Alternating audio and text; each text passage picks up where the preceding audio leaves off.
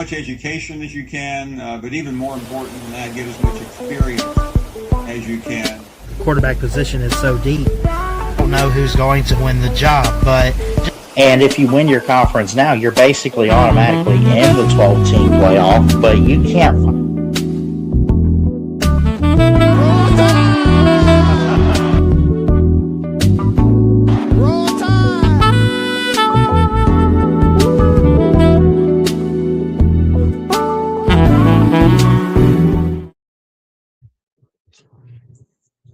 Well, good morning. What's up, everybody? Ballard here, checking in.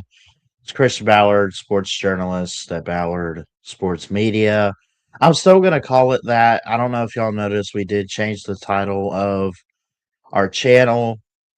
I still want to be Ballard Sports Media on here just because I'm so used to it. And why would you get rid of what you started long ago? I will say that, oh, hold on.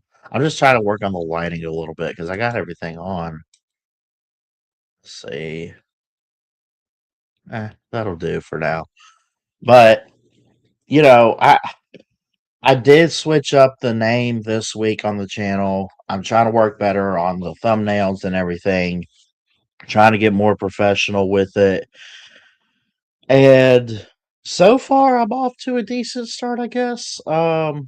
But it's like, okay. I've been given some advice from some people, but at the same time, it's like, it is what it is. You take the advice of others, you try to fix it up here or there, and you hope it works. And maybe it will, maybe it won't. I don't know. But we'll see. So it is Wednesday, July 29th. This is episode 67 of the Christian Ballard Show. Yeah, I did that. Yeah. Big Ten Media Days this week. 18 teams for the Big Ten. Of course, what we're not really accustomed to up until 2024. We had about, what was it, 14? They added 4 from the pack. 3 different days, 6 teams a day. We'll kind of recap yesterday. We had Penn State for the most part. We had a lot of different teams, and we're going to kind of look at what's up, Robert? Good to see you in here in the chat. Um, yeah, we got to talk about the Big Ten media days because I think it's Tuesday, Wednesday, and Thursday. I think this is day 2, so we'll talk, especially about Penn State. I kind of want to go into Penn State, which I did a video on them like last week, week before, about Matt Campbell. And, I guess it went over well. I don't know what it is about Penn State right now. Other than shout out to my grandparents, they're huge Penn State fans. They grew up in Pennsylvania and they met at State College. They went to school there, stuff like that. So it was like, I mean, it's in the family for me. It really is. MSU fan, what's up, buddy? He says, can we go live sometime for another Sparty stream? Yeah, let's do it. Hit me up, man. Robert Sharpton says he's on his way for orientation to Georgia. Good luck, man. Have fun. Hope it all works out for you. I'm excited you're starting and everything. That's really, really good. So, but yeah, we have some Big Ten questions, right? Like, there's some things that have kind of come up, and I think with the question side of things, like the title says, kind of want to look at what the media itself has put out there for media days. What are some things that so like CBS Sports, right? The Big Ten has had 3 national titles straight. You had Michigan, you had Ohio State, you had Indiana this past year. All, well, no, not all. I'm sorry. Michigan was undefeated and they won it all, quote unquote. They cheated their way there. Um, Indiana, I think, was legit unless something comes up. You can't take it away from Kurt Signetti. He's a hell of a coach and had a hell of a squad last year, right? So I think that, and Ohio State, I think they went 14-2, 16 games, but 14-2 overall. Um, so according to this article from CBS Sports, Brandon Marcello put it out yesterday, day before, I think. Because the media days will be uh 3 days with 18 programs. So, they're doing 6 teams each day. This is day 3, or no, I think it's day 2. And I think it was Tuesday, Wednesday, and Thursday for Big Ten Media Days.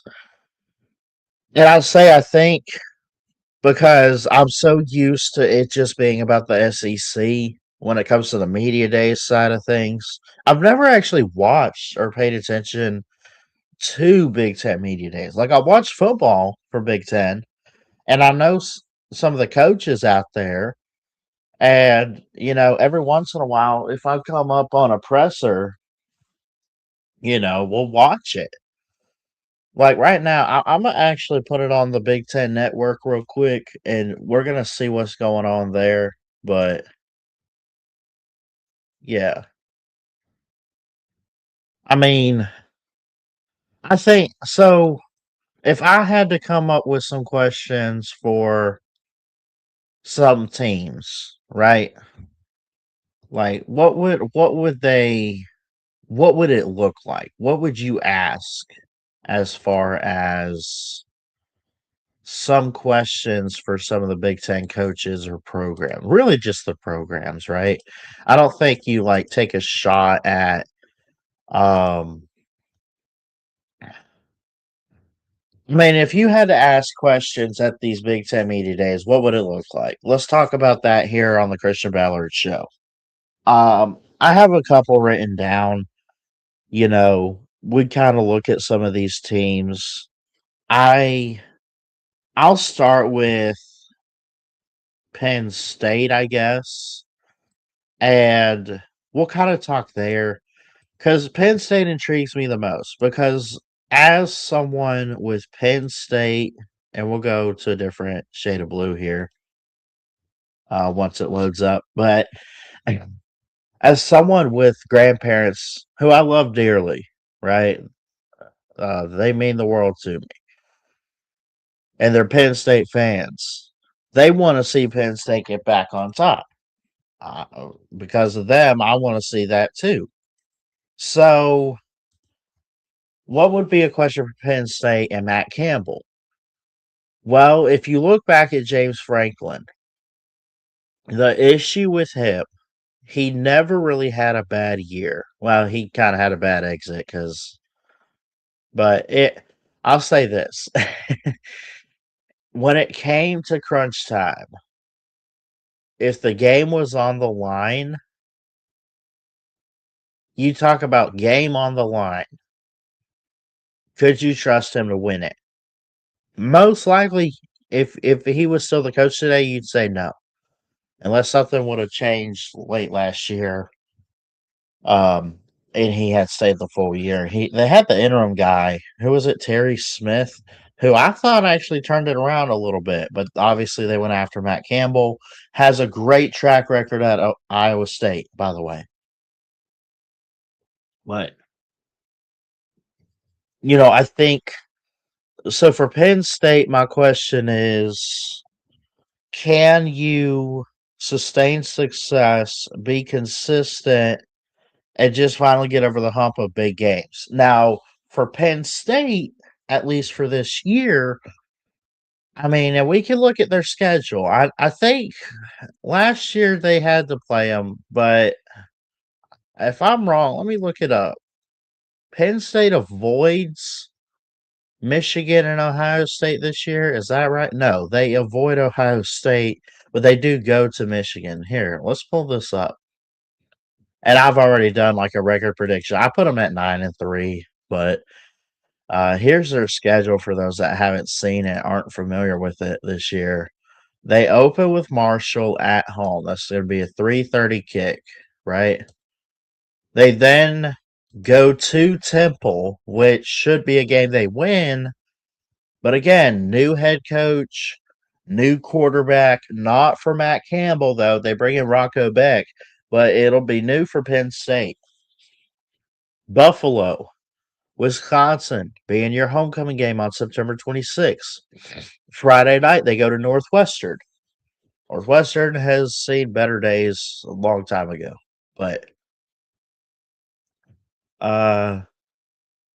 USC at Michigan off week, Purdue at Washington, Minnesota Rutgers, and at Maryland. The biggest game is going to probably be like USC and at Michigan. Now they're back to back, but let's be honest, those might be the two toughest teams legitimately on their schedule. We can look at other schedules too for the Big Ten. I'm not sure if I will. I might make a couple predictions today too. I don't know, but it's.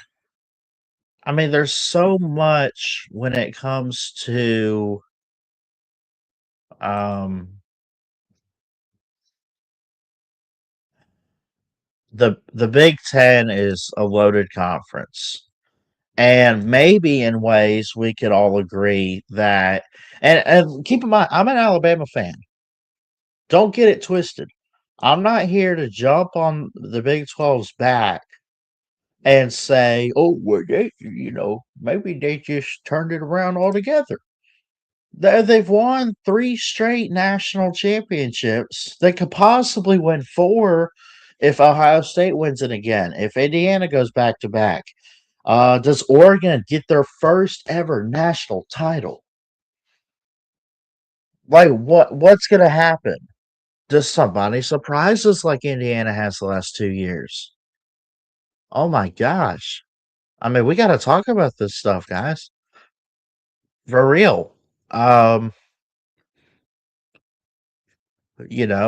so we're here at what day? We're at day 2. So what you have today, you have Michigan State going to the podium with Pat Fitzgerald, which, by the way, I messed up in my Michigan State preview last week. I thought Jonathan Smith was still there. I completely missed that news. It was Pat Fitzgerald who was at Northwestern. They'll be on day 3, right? Iowa, Penn State yesterday. USC and Lincoln Riley yesterday. You got Ohio State today. I would love to hear some stuff from Ryan Day. Oregon and Dan Lanning. You have Purdue. You have UCLA. There's some teams. You have some good teams, but mostly the bottom tier, I guess, type of teams. So, but yeah, I just like what would be your message? What would be your questions for um just overall like during media day? Maybe it's not during media days. Let's say this. Let me put it to you like this, right?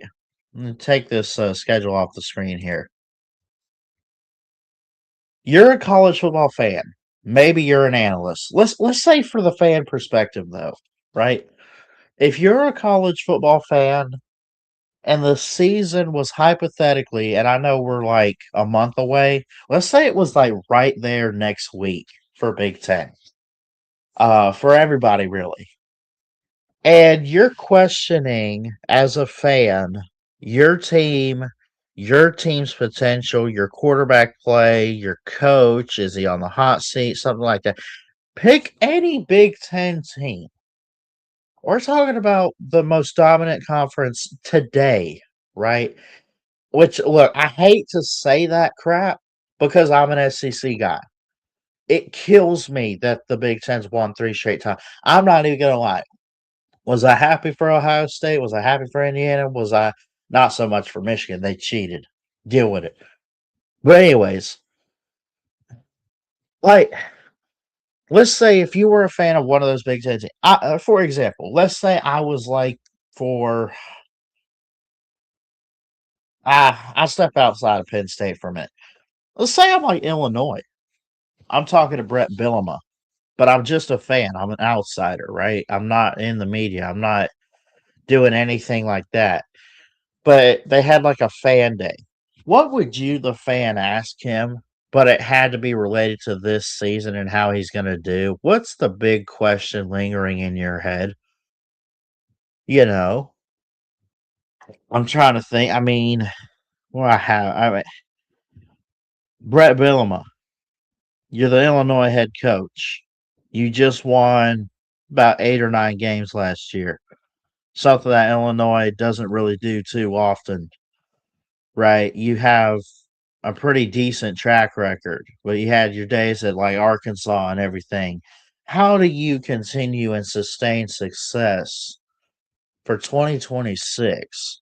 And what's the one move you'd make, whether on or off the field, that would give your whole team, offense and defense, a jump on the field that you could say, you know what, maybe we could be the next team in the Big Ten that could dominate, that could win a national championship? How's that for a question for Brett Bielema? Now, it wasn't anything too specific. I get it. But you kind of get in his head a little bit. You kind of ask him, hey, from your perspective, coach, what's missing? What's your missing ingredient? What's your missing piece that you could say, if we just had it, we could win a national title like Indiana did, like Ohio State did, like Connor Stallions did? What's the missing piece? Anyway, I think y'all get it, man. I think y'all get it. It's man, it's a fun week. I think it's in Indianapolis where they have the championship, isn't it? I think it is. I gotta double check that. High quality H2O. Anyway, I think we need to jump off that segue for the Big Ten. We might talk Big Ten, but I want to do some early game looks. So, oh my gosh,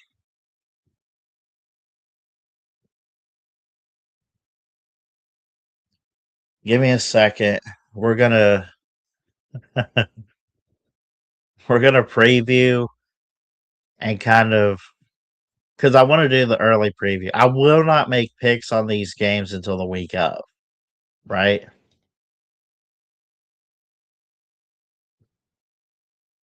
Bear with me.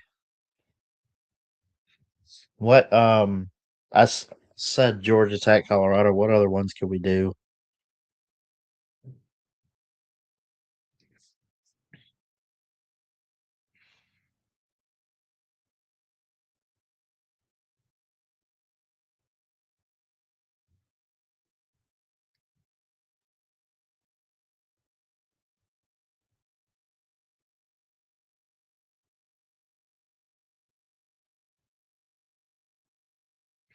I got two thumbnails. Okay, here's the thing. Of thumbnails made for early team previews, I have two made. So tell you what, we'll do two today, and we'll talk about it. We'll do Louisville, Ole Miss. We'll do Georgia Tech, Colorado. Both of them, I believe, week 1.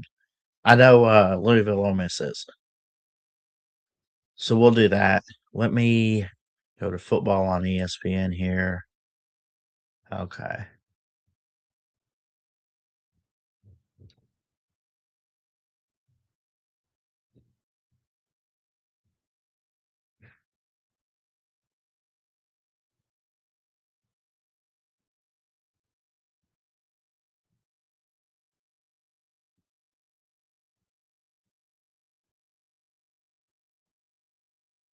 Week 1.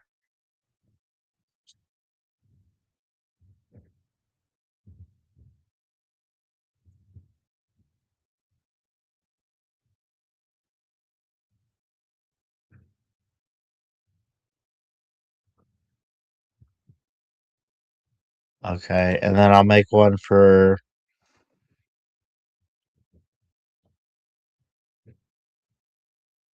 GA Tech.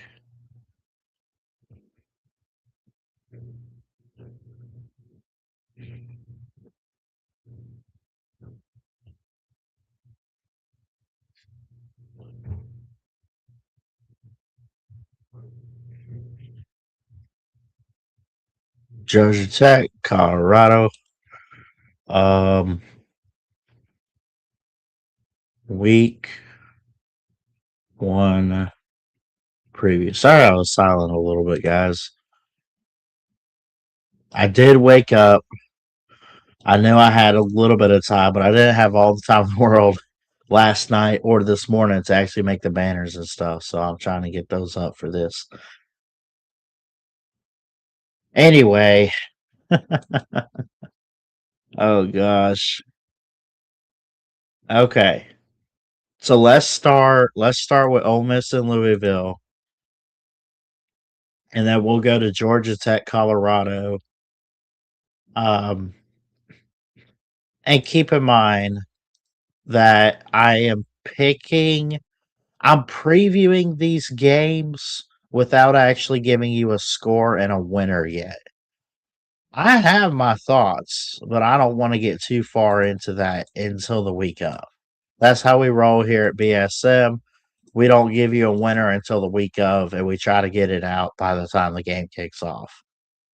A little bit sooner than that because we want time for people to actually watch it. Okay, now we got that out the way. Let's change up like a gray color here. Okay. So we talk about Big Ten Media Days. We're going to switch gears here a little bit. We got 2 games to look at today on the show. None of them are Big Ten. None of them are Big Ten, but we are going to look at Ole Miss and Louisville week 1. We'll talk about this game, give my initial thoughts on it, early preview, kind of pick a team that I think is going to win the game without giving an actual full on prediction or justification.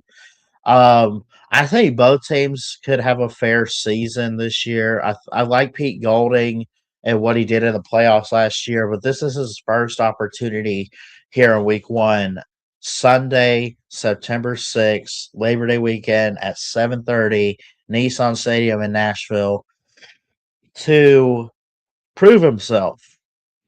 Not that I'm going to define him off of Louisville, but Louisville's a decent enough team and program that you look at and say, if they win big enough, they have a really good chance. If they lose in like a blowout, Ole Miss, maybe there's issues. Unless Louisville has really turned it around. Because we can make fun. Like, I get we made fun of like Alabama losing to Florida State week 1 last year after the 2-10 disaster FSU had. But we had to still wait and see, are they legit? Are they actually turning this around with Mike Norvell? And what they do, they went 5-7. So you got to be careful. You got to be optimistic, though, that certain teams could turn it around and pull it off. Indiana did it last year. There was a TCU run years ago before we expanded to 12 teams. So we kind of look at this game, pull it up on ESPN real quick. And again, I'm gonna give you my early pick without I don't really like pick the spread. I'm not a betting man, but I'll pick a winner of the game for now without giving you a full on score and the ultimate breakdown. But I do think the programs are pretty decent right now. I think Ole Miss is a better program than Louisville. I like Jeff Brom. I like Pete Golding. I would take Brom over Golding in terms of coaching. As far as the quarterback play for this season for both teams, Trinidad Chambliss came back with his tonsillitis taken care of. He's cured. Whatever. Louisville has that. Where did he come from? He come from Ohio State. Lincoln Kineholes.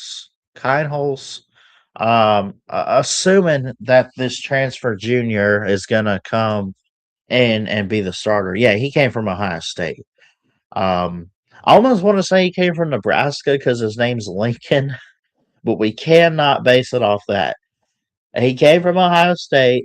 Dylan Rayola's at Nebraska. There's no way he would have come in from Nebraska because he started and played some games a couple years ago. But, you know, they also got Isaac Brown, who's out of Miami. He's a transfer running back, I believe. I could be wrong. Let me check him. Check him out. He's their best running back. He was here last year. No, he was recruited, so he's been around. He's a junior now, junior year. Last season though, did a hell of a job. He was first in the nation in average yards a carry, 8.8. Now he had 101 carries, which is like in the 150s somewhere. He was 64th in yards at 884, and 101st. He was tied at 7 touchdowns. So I mean, but his average, like his yards per carry, is really really good. He is from Miami. He's 5'9", 190. Isaac Brown is the Louisville number one running back. He wears number one as well. But I think Louisville has the offensive pieces to keep up with Ole Miss. Here's the thing for Ole Miss. You literally turned it. Excuse me. You literally turned it around from going to a you went from Lane Kiffin to Pete Golding. What you basically did was you went from a offensive coach to a defensive coach. Nothing wrong with it. I'm not here to make fun or throw shade.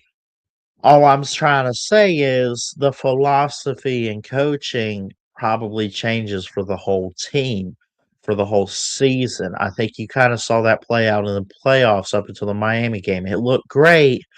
However, how does Pete Golding handle a whole off season with Ole Miss and then put it on the field?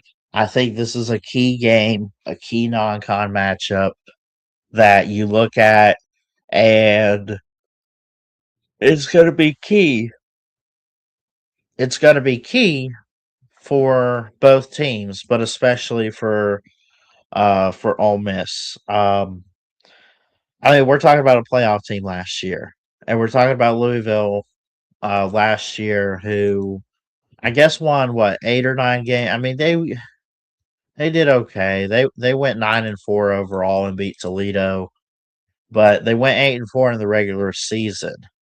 They had Miller Moss as their go-to quarterback, and um, now for Louisville, again, Miller Moss was the guy. Now you look at their roster, and he's gone. I guess he went to the NFL or UFL somewhere, whatever. They have a couple freshmen. They got a guy from Chattanooga, Briggs Cherry, Mason Fields from Edgewood, Kentucky, Lincoln Kineholtz, Ryan Zimmerman. I mean, they got like 5 or 6 guys in that quarterback room. But if it's most experienced and a name we know, We know that Lincoln Kindholt's from Ohio State, so they should probably roll with him, and they probably will. Um, you know, I think definitely Jeff Brom better head coach than Pete Golding. Not trying to make fun, not trying to show bias, not trying to do any of that. I just personally think that um, when it comes to the coaching side of things, Jeff Brom's been. I remember him at Purdue. The last couple years didn't work out so well. He took the job at Louisville, um, and I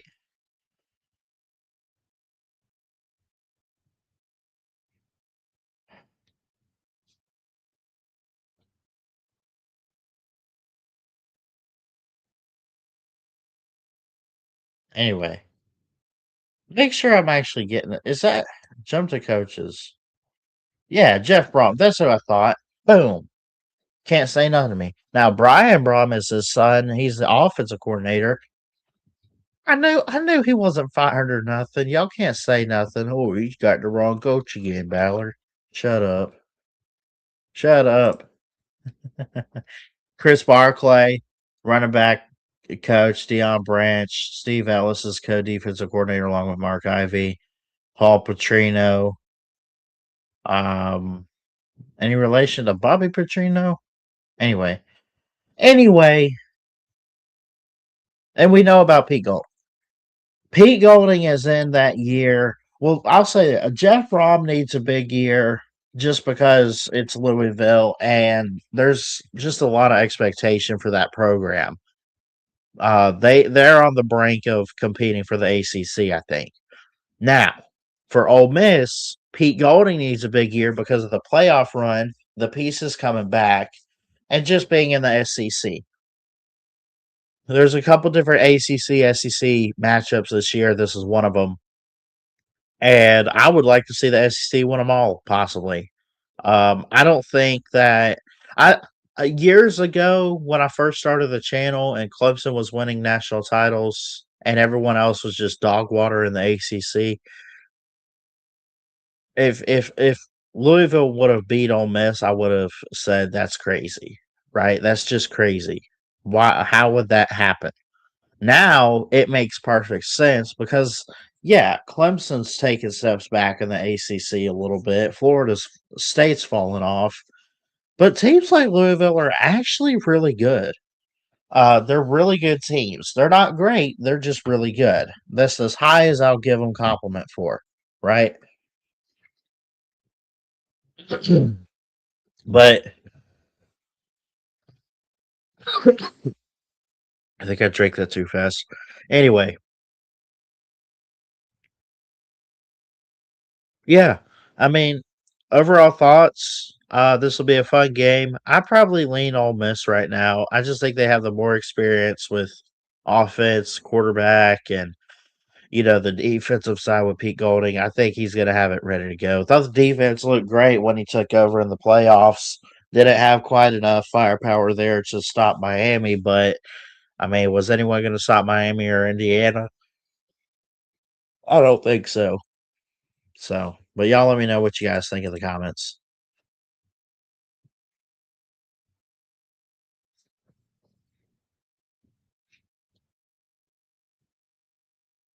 All right. So there's that one. We're gonna do one more, and unless we get calls, let me check out these comments. Had a friend who played in the Notre Dame marching band. We were cousins. That's awesome, man. That's awesome.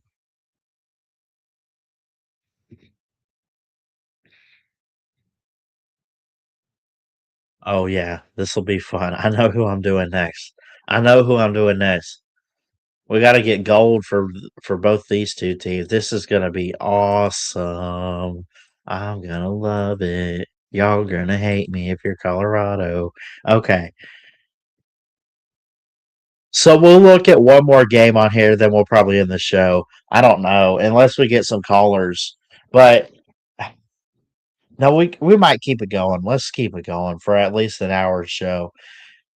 Georgia Tech and Colorado, week one. My gosh, man. This is a game last year up in Boulder that just I don't remember the expectation. I think people looked at Brent Key and had high hopes last year, and rightfully so. I don't remember what they said about Dion though. And this was before his health and everything. I'm not trying to rip on him for health or nothing, but he did have to rebuild. He did have to reload. He lost his quarterback, his son Shador, Travis Hunter, Shiloh Sanders. He lost all those guys, right? But had like a 5-star Julian Lewis, and he's still there. Now, Georgia Tech. This is going to be fun. You ain't going to believe this. 9-4 last year. One game shy of 10 wins. And they won their first 8 games. They didn't start losing until they went on the road at NC State. They lost by 12 points. They come back, they beat Boston College. Then they lose to Pitt. They lose some key pieces. I think the O line was dinged up a little bit. They play Pitt 42-28. They lost, and they lose a close one to Georgia 16-9. By the way, that was in Atlanta. They also had took them to the wire in 8 overtimes 2 years ago. I remember watching that game in person, like just right there on my television with my grandmother. Oh my god, that was a fun game. I got to go find that again. Even though Georgia won, and I was kind of upset about it because I want to see Georgia Tech finally get over that Georgia hump. But um, it was still fun to watch. Holy crap, dude! 8 overtimes at a rivalry game, clean old fashioned hate like that. You can't top that. That's awesome. That's awesome. Then they lose the Pop Tarts Bowl to BYU, 25-21. So now then, you look at their roster. Haynes King is gone. They do have Graham Knowles, who is related to what's his name? Jim Knowles? Is it Jim Knowles? Like grandson or son or something? Anyway, Alberto Mendoza, who will most likely be your go to guy. He's from Miami. He is the brother of Heisman winning quarterback Fernando Mendoza. He's 6'2", 215. Is he as good as his brother? We'll see. They got Justice Haynes in there, former 5-star running back from Alpharetta. He's a senior. He comes in from Michigan, formerly at Bama, too. He's been around since like 2022, 2023. So he's like a fifth year almost, but or a fourth year guy, I guess, technically. But a couple other key running backs, Malachi Hosley, Shane Marshall, JP Powell. I'll have to get in with Rec Talk on some of these guys, but a lot of freshman wide receivers, Willis Campbell, Darnell Collins from Rome, Georgia, Kentrell Davis from Birmingham, Alabama. I could keep going. A lot of freshmen, a lot of young guys on the O line too. We got to see them step up. Go to defense. You go to the defense last year, Kyle Efford, who is still here. He's from Decola, Georgia, is a senior linebacker, had a forced fumble, 1.5 sacks last year, 33 tackles on his own. Anyway, Georgia Tech's going to be loaded in the trenches on defense. So I look at this game. I like the depth of Georgia Tech. I like the coach at Georgia Tech more. I like all of that. What's up, Lawn Tractor Life, aka Millis Vanillis? Good to see you, buddy. You look at this game on September 3rd here in about week 1 on a Thursday night. And it's a 7-point spread. It favors the Yellow Jackets by a touchdown. 8 o'clock kickoff, ESPN. It's at Bobby Dodd. They have a 58.5% chance to win. Again, I am kind of picking straight up winners in this game. I will do score predictions and more of a breakdown later on. Right now, I'm just feeling Georgia Tech. They lost their last 3 games. Colorado lost at least you see their last 5, and missed a bowl to go like 4-8, 5-7. But you know, Georgia Tech might be a dangerous team. I don't think they get to necessarily the college football playoff, but um, I I don't know. I wouldn't say they get to the playoff this year. They could come pretty close. I think I would not be surprised if they are competing in Charlotte for the ACC championship in North Carolina. Um, that would not surprise me. Also, I feel like that's their ceiling because I don't think they go any further other than just making a bowl game. Because I feel like with their schedule, there's a player or two away that they don't have to get to 10-2 minimum. I would peg them 9-3 at most. But as far as this game, I like both sides of the ball for both teams. I even like Colorado. I don't like them a whole lot this year, but I feel like they're going to be a team that gets off to a good start to the season, but find out throughout the year that it's going to be harder than they imagined. And the grind and the uphill climb and everything like that is just going to hit them in the face. Not saying Dion can't do it, but I mean, it's Colorado, man. It's Colorado. So, but definitely want some feedback there in the comments section um, on this week 1 matchup. And yeah, yeah, that'll be fun to watch. All right. I also will do some for like UNC TCU, but that'll be later on, like just pre recorded. Um,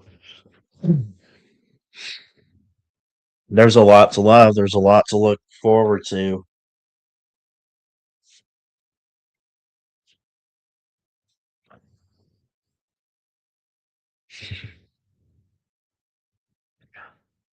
Millis, are you still watching, buddy? Is that it says I got 1 or 2 watching. I know it's early, but if you're still watching, I'm gonna hit the copy link here. We're gonna drop the StreamYard link.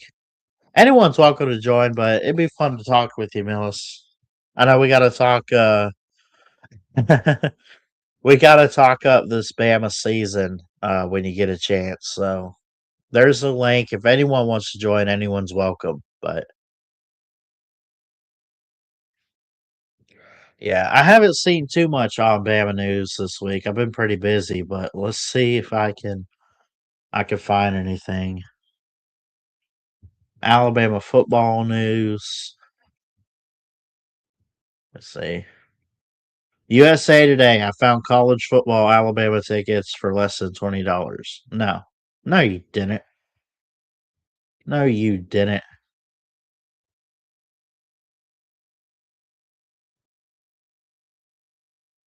Projecting Alabama's depth chart entering fall camp. All right. Now we're talking.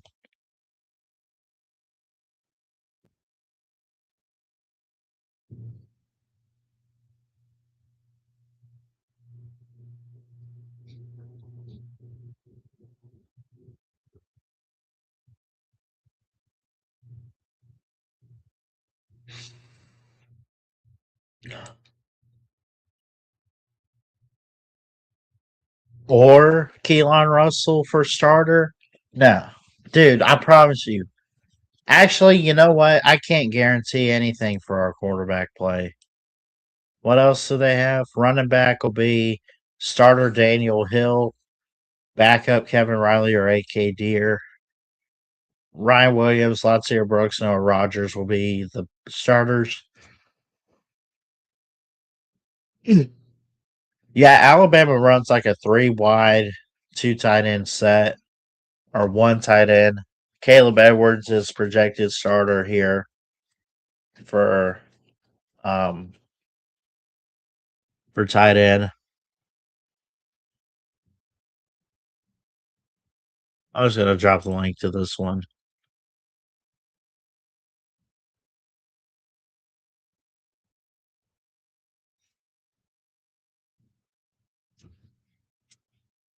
So offensive guard Michael Carroll and Ethan Fields. Who did we get? Oh, he's from Ole Miss. Okay. Where do we get a guy named Ethan Fields? Because I know the backups like Casey Poe was recruited, William Sanders recruited, Mal Waldrop was recruited. The center, they are expecting Rayson Delgatti, a senior transfer from Cal Poly. Now, defense, this is what I love. Terrence Green to start, or from Oregon. Returning sophomore London Simmons will also be a starter. Backup Kedrick Bingley Jones from Mississippi State, Edric Hill, or Jeremiah Beeman, who's been around a couple years, I believe. So, defensive end, who they got? Not Devon. Tompkins. Backup Jamarian Latham or Fatua Henry. I want to know. Well, okay, Jamarian Latham returns following an injury. He did get hurt last year, but he also was a key piece before injury. Why would we not start him though? I mean, am I missing something, Bama fans? Let me know. Let me know in the comments. Why would we not start Latham? What the hell's going on there? Outside linebacker, Yaze Pierre. Yeah. Backup will be Justin Hill or Desmond Umi Zulu from South Carolina. Ugh. They got inside linebacker. They got Caleb Woodson and QB Reese to start. Caden Jones and Luke Metz as backups. No, Virginia Tech transfer Caleb Woodson. Corner, they got Xavier Brown and Dijon Lee. Is there any other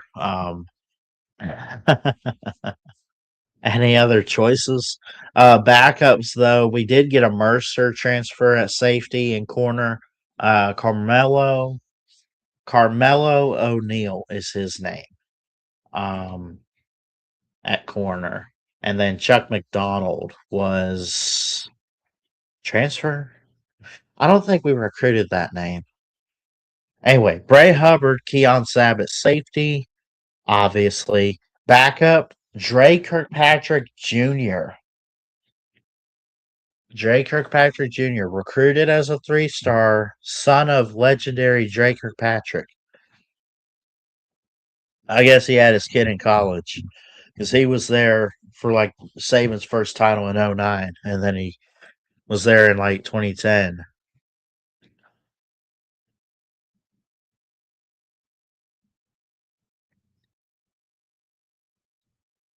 And it's now making me pay to continue reading. So I don't know. What's up, Cody? Good to see you, buddy.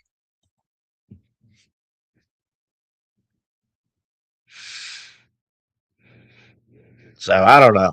I'll have to do as we get closer. I'm going to do my own projections for Alabama starting like roster as we get a little bit closer into August here in the next couple days or so. But I'm excited, dude. I really am.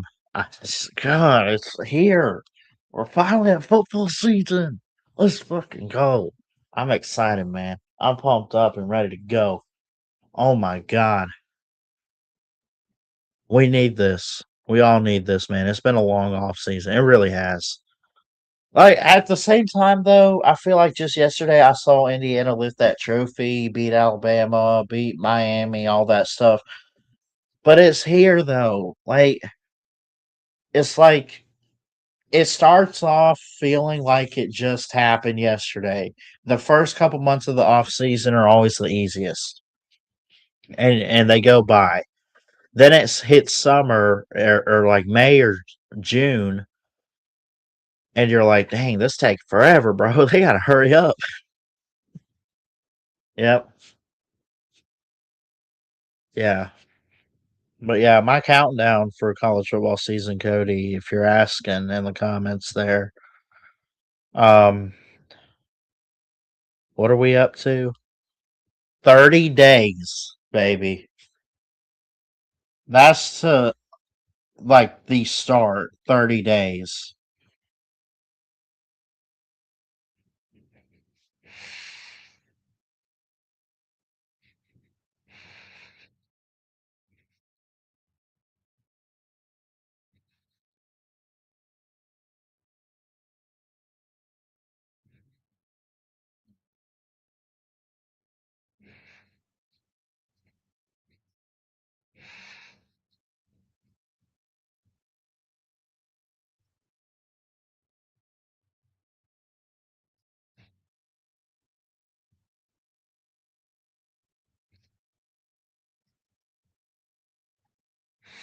Anyway.